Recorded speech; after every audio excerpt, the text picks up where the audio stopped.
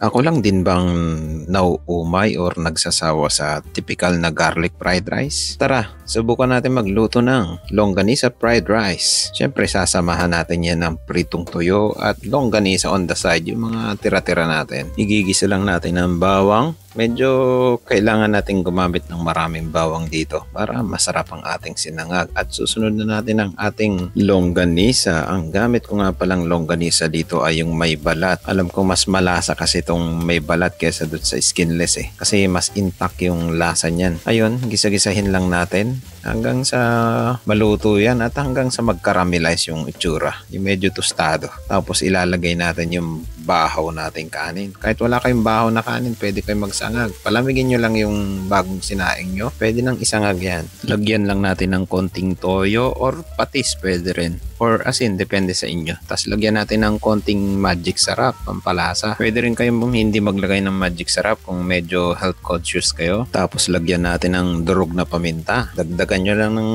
paminta kung malakas kayo sa spicy. Gisa-gisahin lang natin yan hanggang sa, alam mo yung matusta yung kanin natin, hanggang sa talagang balance na balance yung pagkakaluto.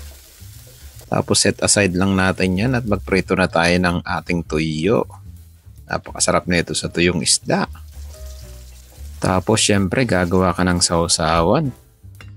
Lagyan mo lang ng sili, bawang at suka. Nako, talo-talo na yan. Tapos syempre, alam mo na, kainan na. Ang sarap nito magkamay. Promise. Naku, laob to, sigurado. Tapos inom ka ng malamig na malamig na. Alam mo na yan, soft drinks. Yun lang, maraming salamat.